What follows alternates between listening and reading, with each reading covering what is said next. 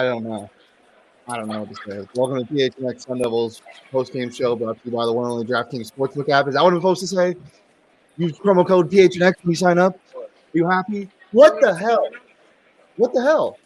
That was absolutely one of the most insane endings to the game that I've witnessed. I don't even know what to say. I feel like it was kind of bullshit. I mean, it was 1.4 seconds, then they stopped the clock, put 1.7 seconds on, inbounds it again. It throws up an insane friggin' half-court shot. I have no idea how that went in, but it did, and somehow it made it within time for the buzzer, 66-65. Only the fucking Sun Devils. That's pretty much all I can say.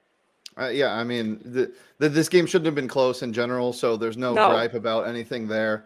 It's a once-in-a-lifetime thing for a player to do. I don't know. I mean, there's not really much you could say. I'm glad it happened early. If that's the only good takeaway I can have. I mean, it wasn't close. It shouldn't have been close, and they should have lost this game. They deserve to lose this game. My problem goes back to their defense in the first half, especially. They had absolutely piss-poor defense, especially around the perimeter. They could not block any shots. I mean, UC Riverside just had the momentum. They were nailing three after three after three, and ASU just could not get the momentum going for themselves on that side. A lot of really poor shots. Not so much there really wasn't a lot of cleanup stuff, you know. I felt like there were places that the guys could have been that they still weren't there, but the position was open on the floor. So, you know, things like that. Yeah, 100%. Low zone component. This is what you get when you play around. You play down to a team's level. I get that it's early. I get that they don't have everything set. I get all of that. But at the end of the day, you're a Power 5 team, and you have so much talent on your roster. And when you can't get a bucket when you need it, it's not good. And they couldn't buy a bucket all night when they needed it down the stretch. And I mean, yeah, they deserve to lose this game in that type of fashion. Heartbreaking. You know, and it's tough for the fans. I think everybody in here was absolutely speechless. You know, right at the very end, the final bucket that was the go-ahead bucket by Luther Muhammad had everybody to their feet, you know, and I at least thought the game was done at that point. I didn't see that he had called a timeout for the other team either. I don't think a lot of people in the arena realized that. And then once they saw it, it really took a lot of the energy out of there, but everyone was still kind of like anxious to see. And then he put that shot up, and it just was like stunned. It went from like everybody cheering to just absolutely like, what the did he just make that? The fact that Bobby Hurley called a timeout to let them set up is absolutely ridiculous. That's one of the worst coaching decisions I've seen in ASU athletics. Like, that is something you don't do. UC Riverside had no timeouts.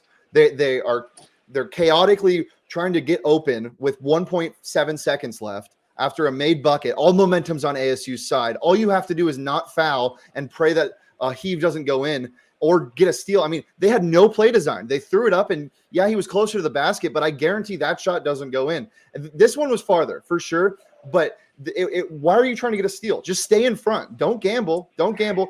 At the end of the day, why are you calling a timeout? There's no reason to call a timeout when UCR does not have any timeouts. It's ridiculous. I don't know, man. I was sitting here this whole game really looking at the clock, looking at the score, looking at what I was seeing on the court and the production, and just waiting for things to pick up, and it kind of never did. And I realized that, because I like to keep a notebook and kind of write myself little notes, especially when I do pretty much any type of game coverage, so I kind of at least know what was going on. And in this game, I really didn't have anything to write that was good, and I kind of just closed it, and I'm like, this is going to be a bad game. Like, this post game, if they win, it's going to be basically just me ripping them apart because it was a bad performance. It's not like I'm going to sit here and be like, oh yeah, but they won by one against UC Riverside. No, they look like shit. Like you said, they deserve to lose in this game. They did not play well. I mean, a lot of really poor passes too. There was a lot of turnovers in this game. I don't know what's going on with this offense, if they're still working a little bit on their communication and trying to get a rhythm and a flow. I did notice, though, that I liked Luther Muhammad and his ability to change up his speed. But I felt like that when he was doing it a little bit in this game, it wasn't at the right time. Like, he's trying to slow things down on the court and, like, pretty much getting a turnover in the process because he doesn't realize someone's coming up behind him and they just strip the ball. Yeah, I mean, look, again, second game in a row, Kamani Lawrence was the best player on the floor, and it wasn't close. 19 points. I believe he finished with 12 rebounds. Yeah, 12 rebounds, 3 offensive rebounds, a block. Alonzo Gaffney had 4 blocks. He was big in the interior. I don't really understand the Olmstead stretch with 7 minutes to go, leave him in until the 4-minute mark. I get that Enoch didn't have a great game. and I get that he was kind of playing soft, but Olmstead's not the guy that's going to protect the interior. So I think that they went with Olmstead because of what he was able to taking do that off last the year screen. for Get the out of team. here. He did a ton in terms of having to Yeah. step up. So I think they put him in that position thinking, okay, you've been in this position before. You've played in close games. Try You know what something to new. expect. Yeah, and so, I mean, I'm not mad at that decision. I think Olmstead, I mean, it's early enough in the season. It's a low enough opponent where, you know, I think if you're going to try it now, see if it works. The thing that I was kind of just annoyed with, I guess I would say, was just kind of the lack of discipline by the players in terms of trying to just focus and buckle down and really close out the game and hit those shots and make sure they're communicating with each other. I mean, you know, you're already having issues with that going into the locker room, coming back out of the half.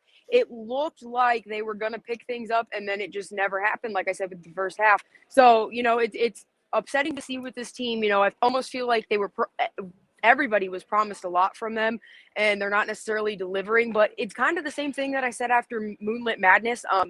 I have a lot of concerns about this men's basketball team, way more than I do the women's squad. I think the women's squad has a lot less to worry about this year moving forward, as I know they didn't have a great season last year either, but I think that they're in a much better position now. I think Charlie Turner-Thorne had them buckle down with that mentality of defense and being a good defensive player and how you can contribute on the court, even if you're not scoring.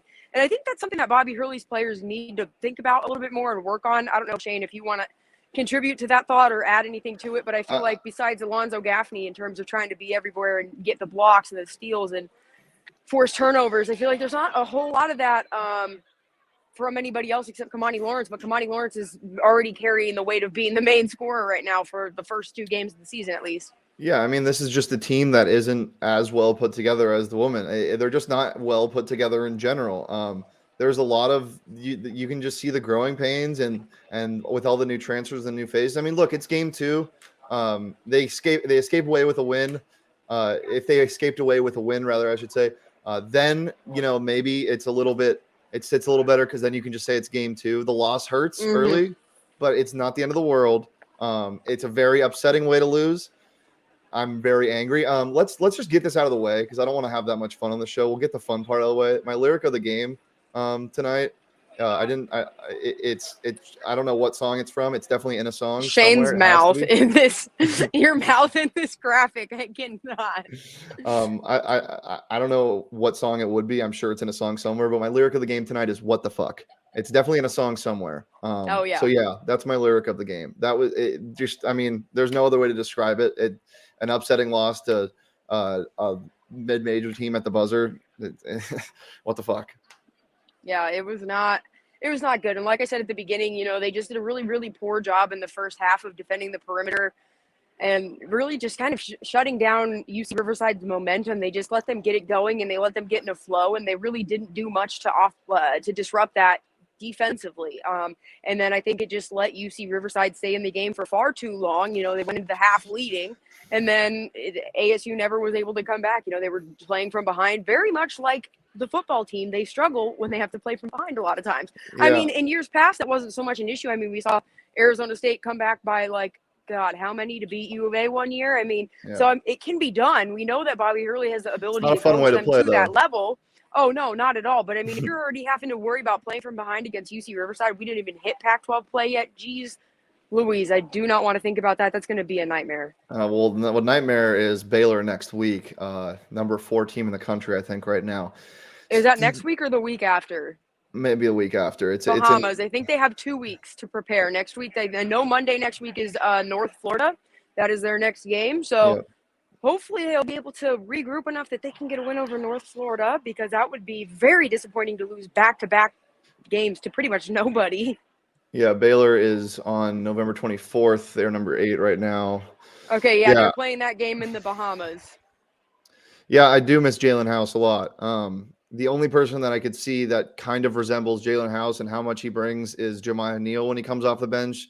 But Jemiah Neal's nowhere even close to what Jalen House brings on offense. I mean, Jalen House obviously wasn't the best offensive talent, but man, Jemiah Neal's raw. He is just discombobulated. He's all over the place when he dribbles. But on the defensive end, kind of reminds me of it. But yes, I miss Jalen House a ton. I love how he played.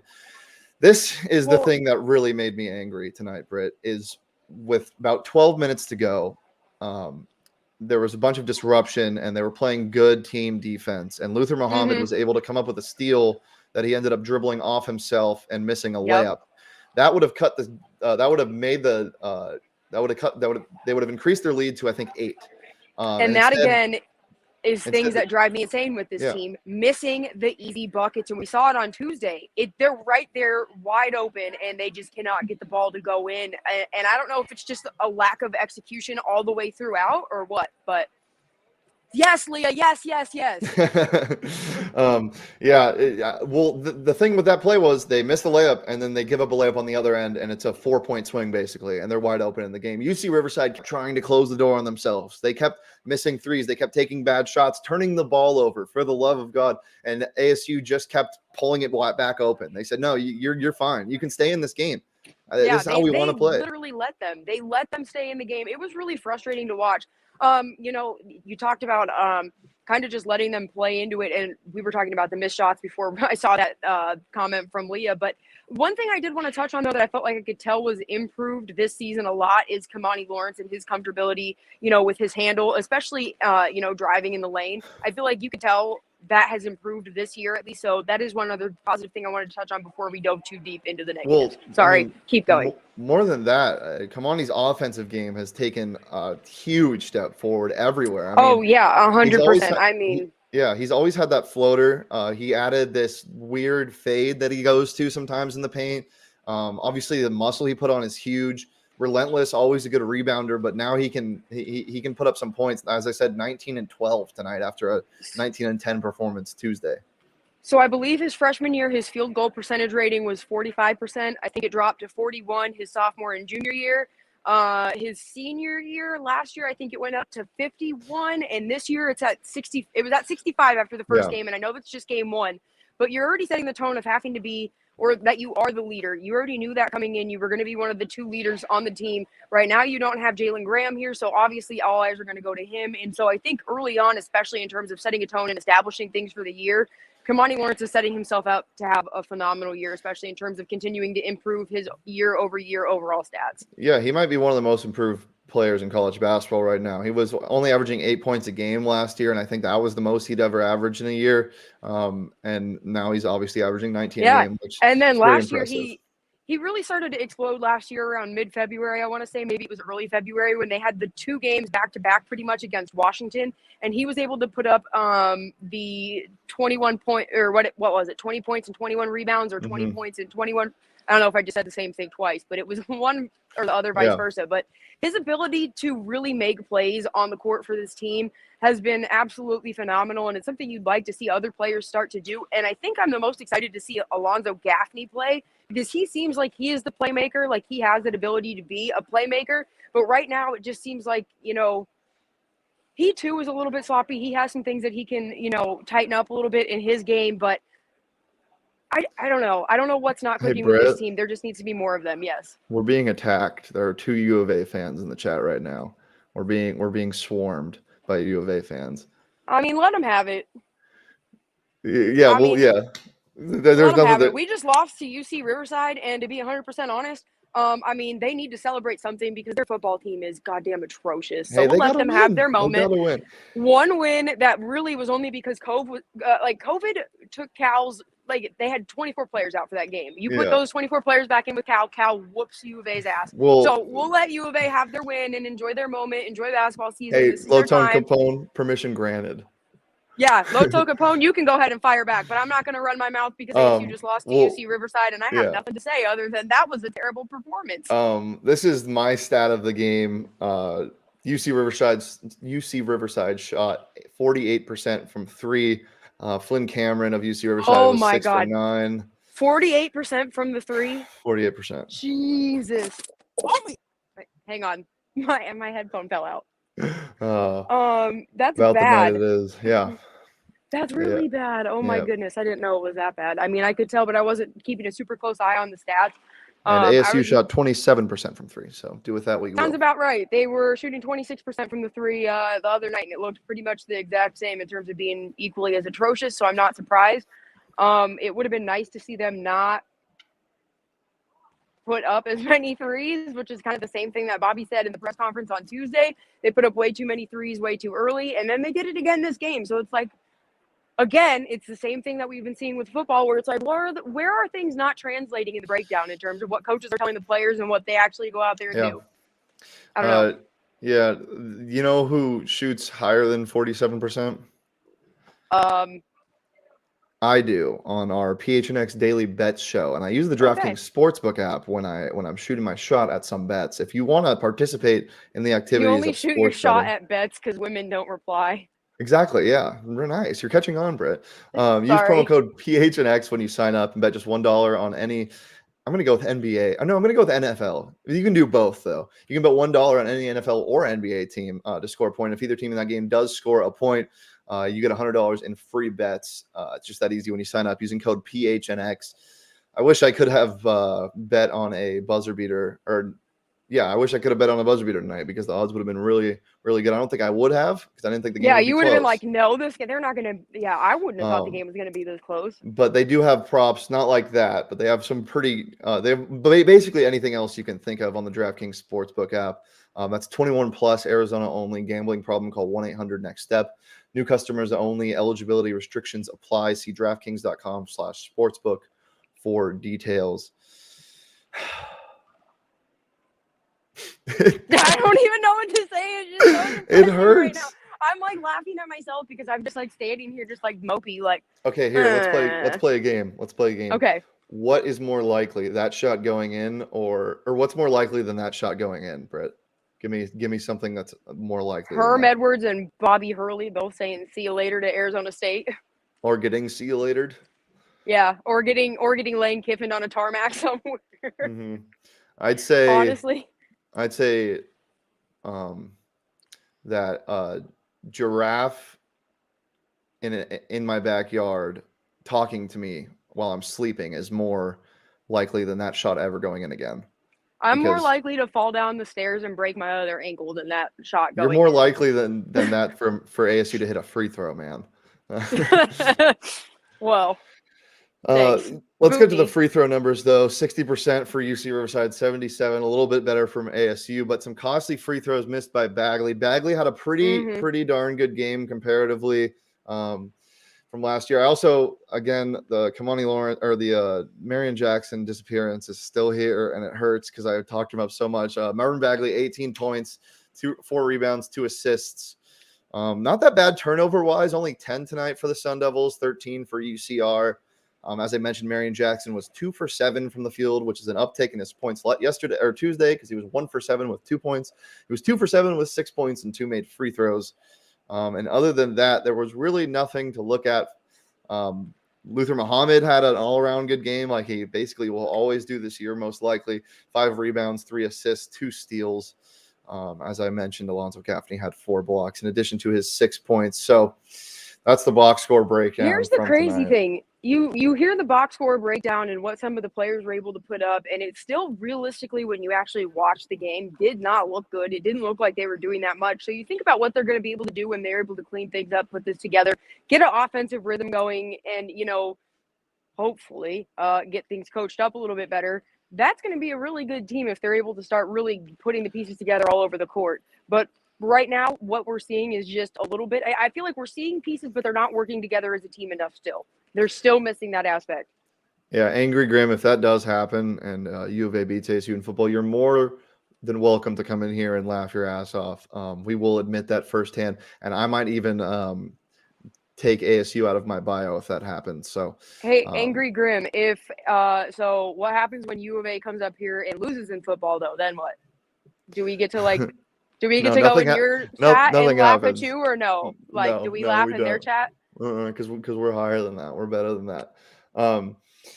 This really makes me mad, Britt. Why does ASU have 2 coaches that are so likable yet so frustrating? Because I love Bobby Hurley and I love Herm Edwards, but it's just not working.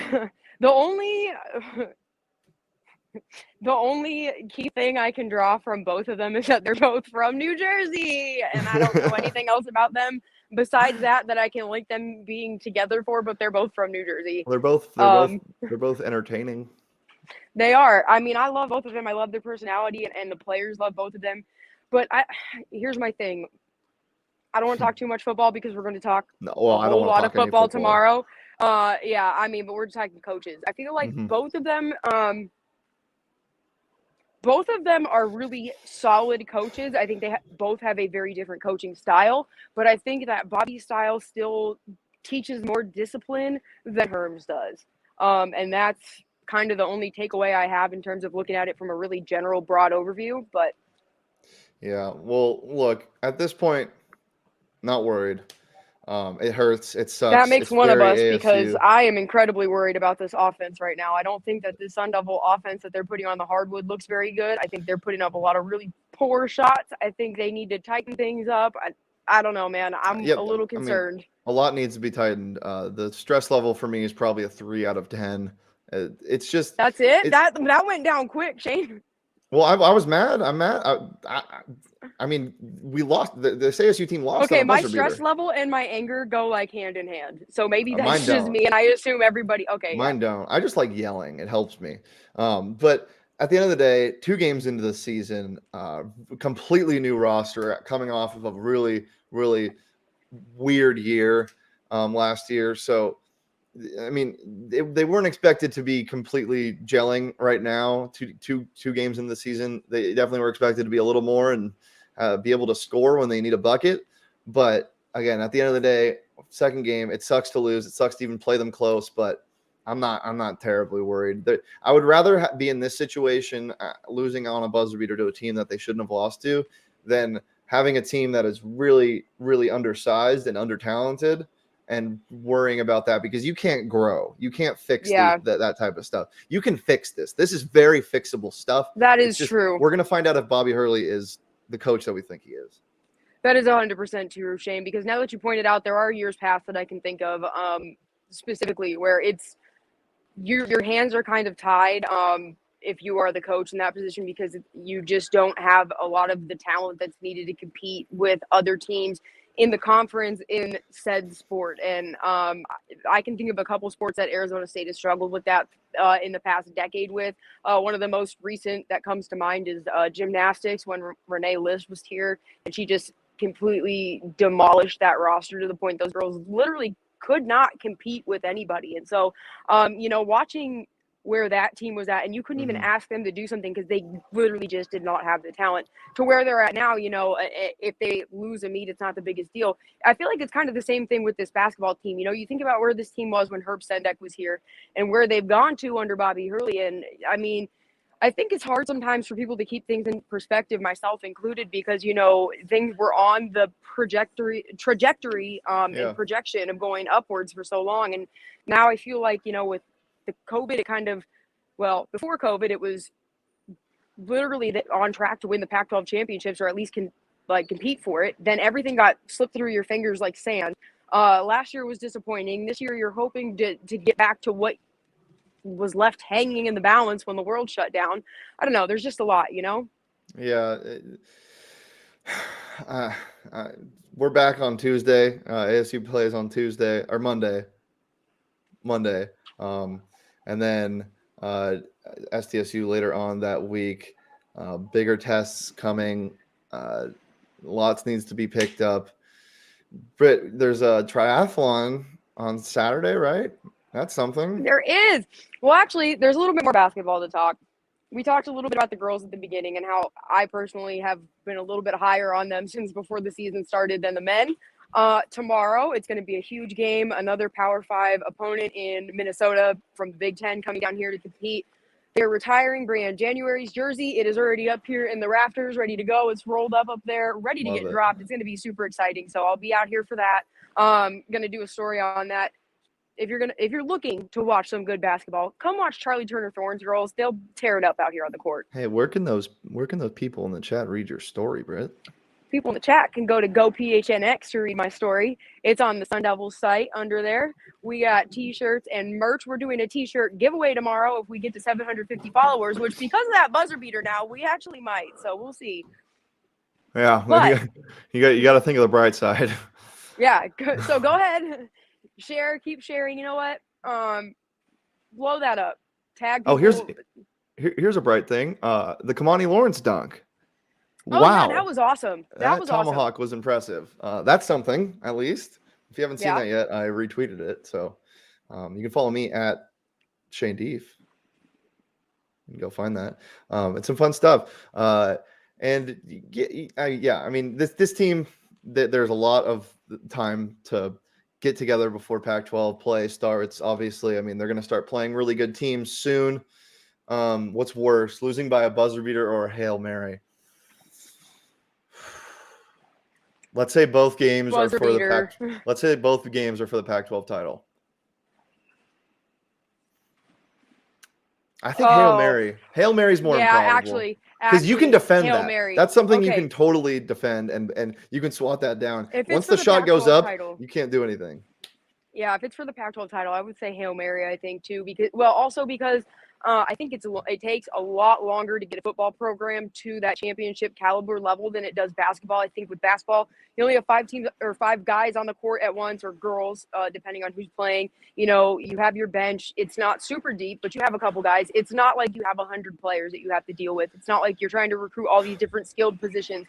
So, in my opinion, yeah, I think you're right. I think it would be more heartbreaking too for it to be a Hail Mary, just because to be at the Pac-12 championships and then lose on a Hail Mary after all of the anticipation to try to get back there for years, that would be disappointing. I just got sad again. So, yeah. I just thought about the ball going in the rim and I got sad again. Actually, I'm not going to lie. I got to give myself a pat on the back. Yeah, what a shot, huh? Badass shot, man. I can't believe I got that on camera. Well, let's to tell people where they can find that right now. You could find that at PHNX_Sun Devils on Twitter. And y'all should go over there and also tell your friends to follow us for our giveaway for our t-shirt so that you can be entered to win. Retweet, follow us, you'll be entered. Yeah. Britt, one last closing thought. What is the most dire need for this ASU team, do you think? Aside from coaching, what do you think they need to get together player-wise? I know you're going to say that, player-wise. No, actually, I was going to say I think they need to set their defense up, especially in terms of shooting down or guarding more around the perimeter and shutting guys down out there, because there's no reason that they should be shooting 47% from the three. Yeah. One of the hardest things to judge is red zone. God, I'm already getting into the football mode.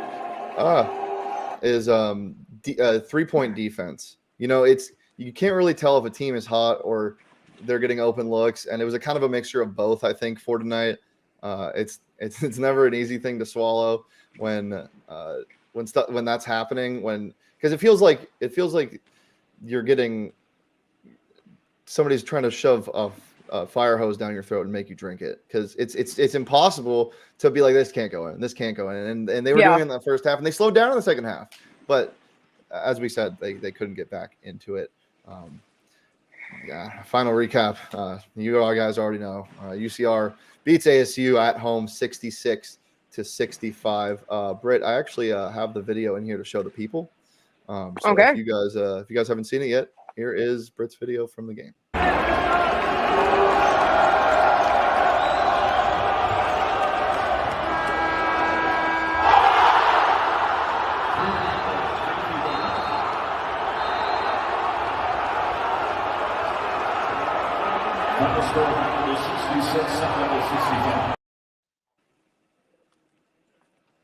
So depressing.